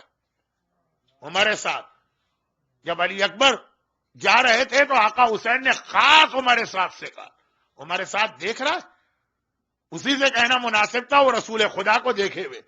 میرا وہ بیٹا اس وقت جا رہا ہے جو صورت و سیرت میں میرے نانا کی شبیہ ہے. خدا تیری نسل کو منقطع کرے جیسے تو اس وقت نسل رسالت کو منقطع کر رہا. بے حیا ہنس رہا ہے. اور تیسرا موقع چلہ زینبیہ سے جب زینب کبریٰ نے فریاد کی تھی، آئے عمر سعد نواسہ رسول تیرے سامنے ذبح کیا جا رہا اور تو کھڑا یہ منظر دیکھ رہا. اور عمر سعد وہی اس کی بے حیائی، یہ سب دیکھیے. اب سنی. گھر آیا. گھر آنے کے بعد اب اس نے دیکھا کوئی چوائس نہیں، اپنی بیوی جو مختار کی بہن اسے کہنے لگا کہ اب صرف تم ہی میرا ذریعہ بن سکتی ہو، جاؤ اور جا کر اپنے بھائی سے کہو کہ میری جان بخش دے۔ مختار کی بہن جوش میں آ گئی، آج جوش میں آ گئی، کہا وائے ہو تیرے اوپر، تیری وجہ سے جب سے میرا بھائی کوفے کا حاکم بنا ہے، نہ وہ میرے گھر آیا نہ میں اس کے گھر مبارکباد دینے جا سکی، تیری وجہ سے میں اتنی شرمندہ ہوں اور اب اپنی جان بچانے کے لیے بھیج رہا۔ اب یہ تاریخ میں لکھا عمر سعد بیوی کے پیروں پہ گر پڑا اور پیر پکڑ کے مرسی پٹیشن، کربلا میں اس کا غرور دیکھیے، اور آج اپنی بیوی کے پیر پکڑ کے کہہ رہا۔ یہ امریکہ نہیں ہے کہ آپ کہیں کہ مولانا یہ تو روز ہمارے گھروں میں ہوتا ہے، نہیں، یہ اس زمانے کے ماحول اور کلچر کو ذہن میں رکھیے جب عورت کو جانور سے بھی زیادہ حقیر سمجھا جاتا۔ آج بیوی کے پیر پکڑ کے کہہ رہا ہے خدا کے واسطے اپنے بھائی سے میری سفارش کرا دو، میں تمہارا ساری زندگی احسان مانوں گا۔ بس ایک بار مختار کی بہن نے چادر سر پہ ڈالی، گھر سے نکلی اور دارالامارہ میں گئی، بھائی کو سلام کیا، سلام کا جواب تو واجب، مختار نے جواب سلام دے کے انتہائی نفرت سے نگاہیں پھیر، ہاں تو ابو عبیدہ کی بیٹی ہے، مجھے شرم آ رہی ہے یہ کہتے، تیرا تو فریضہ تھا کہ کربلا کے بعد جب موقع ملتا اپنے شوہر کو رات کو سوتے میں صحیح الگ کر دیتی، وہ زندہ کیسے رہا تو اس کے ساتھ رہی کیسے؟ مختار کی بہن نے کہا کہ بھائی یقین کر، کئی بار میرا دل چاہا کہ سوتے میں اس کے سینے میں خنجر گھوم دوں۔ مروان کو اس کی بیوی نے تو رات کو مارا تھا، البتہ اسے کچھ کرنا نہیں پڑا تھا مروان کی بیوی کو، ماشاءاللہ اس کا ویٹ بہت تھا، وہ خالی آ کے چہرے پہ بیٹھ گئی تھی، وٹے ہو گئے تھے۔ لیکن خیر خلاصہ یہ کہ آج 9 ربیع الاول نہیں ہے، تو بات یہ چل رہی ہے کہ کیوں نہیں مارا اپنے شوہر کو؟ مختار کی بہن نے بڑے جذبے کے ساتھ کہا کہ بھائی یقین کر، کئی بار میرا دل چاہا، لیکن میں نے سوچا کہ اگر میں عمر سعد کو ماروں گی تو ایک قاتل امام دنیا سے رخصت ہو، باقی تو رہیں گے نا، لیکن فوراً اس کے بدلے میں ابن زیاد تجھے قتل کرے گا، تو اس کی قید میں تھا، اسے پتا ہے کہ میں تیری بہن ہوں، اگر بہن عمر سعد کے اتنے اہم آدمی کو مارے گی تو وہ تجھ کو مار دے گا، اور مجھے معلوم تھا کہ تو ایک سے نہیں ہزاروں ظالموں سے انتقام لے گا، اس وجہ سے میں صبر کر کے خاموش بیٹھی تھی۔ ہاں دیکھیں یہ ہوتی ہے حکمت، جذباتیت نہیں چلتی ہر جگہ، ایک کو مارنے کا فائدہ کہ ہزاروں کو مارے جس میں یہ بھی ایک شامل ہو جائے گا۔ مختار کی سمجھ میں بھی بات آ گئی، کہا تو میرا اگر ایسی بات ہے تو اب تو میری زندگی کو کوئی خطرہ نہیں، میں کوفے کا حاکم ہوں، اب گھر جانے کی کیا ضرورت؟ کہا میں گھر جانے کے ارادے سے نہیں آئی تھی، میں تو بھائی کے ساتھ رہوں گی، اور جب بہت دیر ہو گئی بیوی نہیں آئی، مختار عمر سعد پریشان، سمجھ گیا کوئی چکر، مختار نے عبداللہ کامل سے کہا جاؤ گرفتار کر کے لاؤ، عمر سعد کو گرفتار کیا گیا، اس نے رات کو 400 دینار دیے، 10 دینار کی مرسیڈیز اس زمانے میں آتی تھی، اس کو 4000 دینار دے رہا کہ لے لو اور مجھے چھوڑ دو۔ عبداللہ کامل نے کہا اگر کوئی مجھ سے 10,000 دینار مانگتا تاکہ تیرا پتہ بتائے تو میں اپنے آقا کے قاتل کا پتہ معلوم کرنے کے لیے اپنی جیب سے 10,000 دینار دینے کو تیار تھا، تو 4,000 کی مجھے رشوت دے رہا۔ یہ محبت اہل بیت، وہاں دولت اور پیسے کی کوئی اہمیت نہیں ہوتی۔ مولانا $100 میں $20 خمس دے دیں، وہ کیوں دے دے بھائی، امام کو ضرورت کیا ہے ہمارے پیسے کی؟ نہیں، گھڑی کی سوئیاں بتا رہی کہ اب رک جاؤ۔ ایک بار مختار اپنی بہن سے بات کر کے سیدھے دربار میں عبداللہ کامل آئے، مختار بختم بات، مختار نے کہا کہ اے عمر سعد، جس رات کو ابن زیاد نے تجھے آفر کی تھی کہ کربلا کی فوج کا کمانڈر ان چیف یا چیف آف اسٹاف بن کے جا، میری بہن نے بتایا تجھے ساری رات نیند نہیں آئی تھی، تو کمرے میں ٹہل رہا تھا جیسے بہت پریشان آدمی جسے کوئی ڈیسیجن لینا ہو سمجھ میں نہ آ رہا، اور 6 شعر تو نے کہے تھے وہ شعر سنا۔ عمر سعد نے کہا حاکم جو بات ہو گئی، اس وقت تو ابھی کی بات کیجئے، کہا نہیں سنا نہ پڑے ورنہ جو تیری سزا ہے اس میں اضافہ ہو جائے گا۔ اب عمر سعد کے 6 شعروں کا خلاصہ گھڑی کی سوئیوں کی وجہ سے جلدی جلدی سنی۔ عمر سعد کہتا ہے کہ میں نے یہ 6 شعر کہا، اس نے شعر پڑھ کے بھی سنا ہے۔ میں نے یہ شعر کہے کہ اس وقت میں پولیس سے رات پہ کھڑا، ادھر بھی خطرہ ہے ادھر بھی خطرہ ہے، ایک طرف مجھ سے قتل حسین جیسا گناہ کبیرہ کروایا جا رہا، دوسری جانب اگر وہ نہ کروں تو ملک رے کی گورنری چھینی جا رہی. قتل حسین مجھے پتا ہے کائنات کا سب سے بڑا گناہ ہے. ملک رے میری آنکھوں کی ٹھنڈک. میری سمجھ میں نہیں آتا ادھر جاؤں کہ ادھر جاؤں. تو ہمارے ساتھ کہہ رہا دیکھیں یہ تھی اس کے پاس معرفت. میری سمجھ میں نہیں آتا. لیکن اب کہہ رہا کہ قتل حسین کی سزا مرنے کے بعد ملک رے کی گورنری سامنے ماں عاقلہ باع دین بدین. اور عقل مند کبھی بھی سامنے چیز کو نہیں چھوڑتا ہے ادھار چیز کے چکر میں. 9 نقد بہتر ہے 13 ادھار سے. ٹھیک ہے آج کی دنیا پوری کریڈٹ کارڈ پر ہی چل رہی ہے لیکن پرانے زمانے کہتا ہے کہ عاقل ہمیشہ جو چیز سامنے ہے وہ لیتا. قتل حسین کی سزا تو پتہ نہیں کب ملے گی ملک رے تو سامنے. پھر عجیب 2 شعر کہہ رہا جہاں سے میں نے عذاب قبر کا لنک دیا. کہا کہ مجھے پتا ہے کہ قتل حسین کی سزا بہت دردناک ہے مگر اللہ ارحم الراحمین ہے. میں بڑے سے بڑا گناہ کر کے ایک بار اس سے توبہ کروں گا میرا ہر گناہ معاف کر دے گا. یہ تو لگ رہا ہے کوئی مومن بول رہا. مومنوں سے پوچھئے بھائی یہ گناہ وہ گناہ. ارے خدا قیامت کے دن آپ مولوی کو تھوڑی حساب کتاب لیں گے. ارحم الراحمین خدا حساب کتاب لے گا ہر گناہ معاف کر دے گا. وہ معصوم امام دعائے کمیل میں تڑپ کے کہہ رہا. وہ معصوم ابن معصوم آئے تطہیر جس کی طہارت کی گواہی دے رہی وہ صحیفہ کاملہ میں تڑپ رہا ہے عذاب قبر کو یاد کر کے. نماز میں ہاتھ اٹھا کے کہہ رہا الہی عاملنی بفضلک ولا تعاملنی بعدلک. اور عمر ساتھ کہہ رہا ہے کہ بڑے سے بڑا گناہ کرو ارحم الراحمین کی رحمت کس کام کی. اور پھر آخری شعر کہ لوگ کہتے ہیں کہ مرنے کے بعد قبر میں عذاب اور آگ اور ہتکڑی اور بیڑی. کتنے ہی مومن ہیں جو اسی طرح کے جملے کہتے ہیں. شک ہے عذاب قبر. لوگ کہتے ہیں اگر مرنے کے بعد یہ چیزیں صحیح نکلی توبہ کر لوں گا اور اگر یہ غلط نکلی تو دنیا کے مزے تو میں لوٹ لوں گا. میں تو دونوں طرح سے فائدہ اٹھاؤں گا. توبہ کا اتنا غلط استعمال ارحم الراحمین کے لفظ کا اتنا غلط استعمال جو ہمارے ساتھ نے کیا ہے کبھی مومن کو نہیں کرنا چاہیے. بھئی یہ 6 شعر سنا ہے عذاب قبر سے ڈرنے اور ڈرانے والے. خیر ڈرنا تو نہیں ڈرانے والے امام معصوم اور عذاب قبر کا مذاق اڑانے اور اس کو مشکوک بنانے والا ہمارے ساتھ. 2 کیمپ ہمارے سامنے بن گئے. مختار کی آنکھوں میں آنسو آ گئے. کہا تو قیامت پر عذاب قبر پہ اعتقاد رکھتا تو اللہ کو مانتا بھی ہے جس نے حسین کو شہید کیا ان کے بچوں کو در بدر قیدی بنا کے گھمایا. کس اللہ کو تو مانتا. پھر ہمارے ساتھ کو بدترین سزا دی. اور یہ 2 قاتل امام تھے جو مرنے کے بعد جانور بن گئے جس میں سے ایک پہلا یہ تھا جیسے ہی اس کا سر کاٹ کے جلایا گیا اس کا پورا بدن بندر بن گیا. ہاں سر اس کا ٹھیک رہا جو عید الزہرا میں امام تک آیا. اور دوسرا تھا شمر. اس کے بارے میں بھی یہ جملہ کہ جب اس کو سزا دی گئی اس کا سارا جسم کتے کی شکل میں بدل گیا. اور شمر کو بھی بڑی بدترین سزا دی کیونکہ شمر بھی نادان و ناسمجھ نہیں تھا. خیر کربلا میں نادان و ناسمجھ تو کوئی نہ تھا لیکن اہل بیت کو اتنا سمجھتا ہے شمر کہ اس کا واقعہ نہیں پڑھ رہا ہوں مصائب پہ آ گیا میں. اتنا سمجھتا ہے اہل بیت کو شمر کہ ایسا تو شاید ہمارے ساتھ بھی نہیں سمجھتا. بدترین انسان کائنات کا مگر اہل بیت.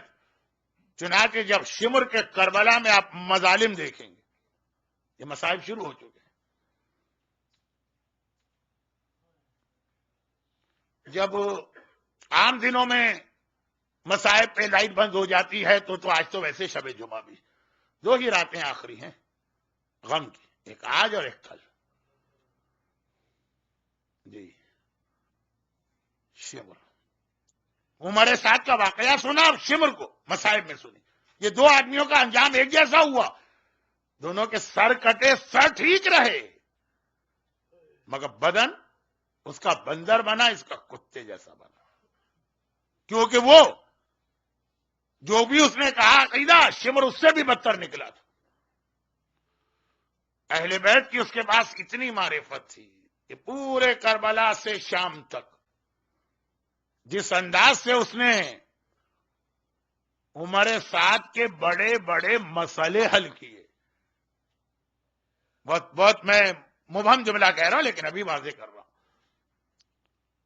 جب سیدانیوں کا یہ لوٹا قافلہ کربلا سے کوفہ جا رہا تو راستے میں ایک جگہ قافلہ رک گیا. عمر سعد اور سارے سپاہیوں نے کوشش کی، قافلہ آگے نہیں بڑھا. کیا کوشش کی؟ شمر جو تھا وہ ایک مرتبہ سپاہیوں کو ہٹاتا، وہ آگے بڑھا. کہا کیا بات ہے، قافلہ کیوں روکا؟ کہا جس نیزے پر حسین کا کٹا سر ہے یہ نیزہ زمین میں گڑ گیا، یہ نیزہ آگے نہیں بڑھ رہا ہے. ہم لوگ کوشش کر رہے ہیں. کیا کوشش کی جا رہی تھی؟ سپاہی زور لگا کے نیزہ کھینچ رہے، کچھ سپاہی زمین کھود رہے تھے، لیکن سارے سپاہی کہہ رہے ہیں ہماری کوششیں ناکام ہے، یہ نیزہ جو ہے نا زمین سے نکل رہا ہے نہ آگے بڑھ رہا. شمر نے کہا میں اس نیزے کو بڑھانا میرا کام، جس پہ حسین کا کٹا سر ہے یہ نیزہ میں بڑھاتا ہوں. اور پھر کس طرح بڑھایا دیکھیے، معرفت دیکھیے اس کی. وہ نیزے کے قریب ہی نہیں آیا، جو اصل مسئلہ تو نیزہ ہے نا زمین میں گڑ گیا. کہا میں اس کو بڑھاتا ہوں، قریب ہی نہیں آیا. سیدھا گیا آقا سجاد کے پاس، ہاتھ میں کوڑا. ایک بار کوڑا اٹھایا، عابد بیمار کی کمر پہ کوڑا مارا اور کہا کہ سن علی ابن الحسین، جب تک تیرا باپ آگے نہ بڑھے گا، جتنی دیر وہ یہاں کھڑا رہے گا اتنی دیر تیری کمر پہ کوڑے پڑتے رہیں گے. پتا ہے حسین کے سر کو آگے بڑھانا ہے تو عابد بیمار کی کمر پہ کوڑے برسانا. جب یہ قافلہ چل رہا تھا تب بھی ایک مسئلہ پیش آیا، کسی سے حل نہ ہوا، شمر سے حل ہوا. مگر شمر کا طریقہ دیکھیے. 11 محرم قافلہ چل رہا ہے، شہیدوں کے کٹے ہوئے سر جمع کیے جا رہے. عمر سعد نے یہ سر تقسیم کیے. تم ایک مرتبہ گھبرا گیا، ریاض القدس کی روایت یہ بھی اور اس کے بعد والی بھی. ایک بار کہا کہ اس میں علی اصغر کا سر تو نظر ہی نہیں آ رہا. سارے سر مل گئے، علی اصغر کا سر کہاں ہے؟ سپاہیوں نے کہا کہ ہم نے اتنا دیکھا تھا، حسین اصغر کا لاشا لے کے زمین کربلا پہ 7 مرتبہ آگے بڑھ رہے تھے، 7 مرتبہ پیچھے ہٹ رہے تھے. سپاہی تو نہ سن پائے، ہم نے اور آپ نے سنا. انا للہ و انا الیہ راجعون رضن بقضائہ و تسلیما لامرہ. ہر عاشورے میں اس سینٹر کے اندر بھی آپ یہ عمل کرتے ہوں گے. کہا اس کے بعد ہم نے دیکھا حسین یہ لاشا لے کر ٹیلے کے پیچھے گئے، خالی ہاتھ آئے اور آتے ہی اپنا جہاد شروع کر دیا. تو ہمیں سوچنے کا موقع ہی نہ ملا اصغر کا لاشا کہاں گیا. اب خیال آ رہا ٹیلے کے پیچھے لاشا لے کر گئے تھے، خالی ہاتھ واپس آئے. اب یہ ٹیلے کے پیچھے تو اتنی بڑی زمین ہے کربلا، کیا پوری زمین کھودی جائے گی؟ کسی کی سمجھ میں نہیں آ رہا حسین نے کہاں دفن کیا. شمر نے کہا گھبراؤ نہیں، میں اصغر کو ڈھونڈ کے لاتا. بیلچا لے کے چلا؟ نہیں، نیزہ لے کے چلا. جگہ جگہ زمین کربلا میں نیزہ گاڑ کے نکال رہا ہے، جگہ جگہ نیزہ گاڑ کے نکال رہا. ایک بار جو نیزہ نکالا، نو کے نیزہ پہ ششماہے کا ننھا سا لاشا نظر آیا. ایک ہاتھ سے لاشا پکڑا، دوسرے ہاتھ سے خنجر نکال کے اصغر کے گلے پہ خنجر کے لایا. سکینہ منظر دیکھ رہی ہے، در خیمہ سے پکاری اما رباب. ہر ایک مرتبہ مارا گیا. ارے میرا ننھا اصغر بھیا 2 مرتبہ مارا جا رہا. اور سنیے شمر جب یہ قافلہ چلا تو بغیر محمل و ہماری کی سواریاں تھیں، بیویوں کے بازوؤں میں رسی بندھی تھی. ایک مرتبہ ان بیویوں کی گود میں ان کے بچے لا کے رکھ دیے گئے. مگر جب سکینہ کی باری آئی، شمر نے کہا سکینہ کسی کے ساتھ نہیں بیٹھے گی. زینب نے فریاد کی کہ اے شمر، یہ ننھی بچی آج تک بغیر محمل و ہماری کے نہیں بیٹھی. اگر محمل و ہماری نہیں لانا کم از کم میری گود میں بٹھا دے. میری گود میں نہیں بٹھانا، کسی اور بیوی کی گود میں بٹھا دے. شمر نے کہا نہیں، باقی بچے بیویوں کی گود میں بیٹھیں گے، سکینہ کسی کی گود میں بھی نہیں بیٹھے گی. اکیلے اونٹ پر سکینہ کو بٹھایا گیا. اللہ اللہ، عرب تو وہ ویسی اونٹ، اکیلے اونٹ پہ سکینہ بیٹھی. زینب نے فریاد کی شمر میری بچی راستے میں گر جائے گی. شمر نے کہا نہیں گرے گی. لیکن قافلہ چلا تو سکینہ گر گئی. اور پھر زینب ڈھونڈ کے لائیں سکینہ کو. ڈھونڈ کے بھی کہاں لائیں؟ اپنی ماں فاطمہ زہرا کی گود سے اٹھا کے سکینہ کو لائیں. کہا شمر میں نے کہا تھا نا کہ میری بچی بغیر سہارے کے نہیں بیٹھ سکتی ہے، اب تو کسی بیوی کی گود میں بٹھا دے. شمر نے کہا نہیں، ابھی بھی یہ اکیلے بیٹھے گی. زینب نے کہا مگر یہ بچی پھر گر جائے گی. شمر کہتا ہے میں نے انتظام کر لیا ہے، اب یہ بچی دوبارہ نہیں گرے گی. ایک جملہ آپ اکثر سنتے ہیں، زندان شام میں سکینہ کو لہو بھرے ہوئے اور جلے ہوئے کرتے میں دفن کیا گیا. ارے محمد کی نواسی کو کفن بھی نہ ملا جو کرتا کربلا سے پہن کے آئی تھی. 2 جملے. جلا ہوا کرتا وہ تو ہمیں پتا ہے. شام غریباں جب آخری خیمے سے سکینہ نکلی تھی تو آگ سکینہ کے کرتے میں لگ چکی تھی. مگر یہ لہو بھرا ہوا کرتے کی روایت کیا ہے؟ وہ یہ زینب نے کہا شمر میری بچی اکیلے نہیں بیٹھ سکتی، تو نے دیکھا وہ گر پڑی ہے، دوبارہ گرے گی. شمر کہتا ہے میں نے انتظام کر لیا. ارے کیا انتظام کیا؟ کوئی محمل، کوئی ہماری نہیں. انتظام یہ کیا کہ اپنے ساتھ رسی کا ایک ٹکڑا لے کے آتا ہے، سکینہ کو اونٹ کی پیٹھ پہ الٹا لٹاتا ہے، رسی کے ذریعے سے ننھی بچی کا سارا بدن اونٹ کی پیٹھ سے باندھا. بابا کے نرم سینے پہ سونے والی سکینہ سارا راستہ اونٹ کی سخت پیٹھ سے جسم رگڑ کھایا. جب شام کے قریب یہ قافلہ پہنچا، ملک دمشق کا دروازہ نظر آیا، رسی کھولی گئی، سکینہ کا اتارا گیا. سکینہ کا سارا بدن کھال چھل چکی ہے، خون جاری ہے، سارا کرتا خون میں بھرا ہے، اونٹ کی پوری پیٹھ سکینہ کے خون سے رنگین ہے. یہی وجہ ہے جب سکینہ زندان شام کے اندھیرے میں دنیا سے گئی، غسالہ کو بلایا گیا، وہ غسل کے لیے آئی، چیخیں مارتی بھی باہر آ گئی. بیبیوں اس بچی پہ تم نے کتنا ظلم کیا. ارے جب میں نے غسل کے لیے کرتا ہٹایا، بچی کا سارا بدن سر سے پیر تک زخموں سے بھرا نظر آیا. الا ولعنۃ اللہ علی اعدائہم اجمعین وسیعلم الذین ظلموا ای منقلب ینقلبون. باوجود میری پوری کوشش کے مجلس تاخیر سے ختم ہوئی، لیکن پھر بھی شب جمعہ ہے تو مرحومین کے نام بھی بہت سارے ہیں. جہاں آپ نے اتنی دیر ثواب حاصل کیا، ایک مرتبہ یہ نام سماعت فرمانے تک تشریف رکھیے. بانی مجلس کی جانب سے جو نام آئے ہیں وہ ہے مرحوم ابرار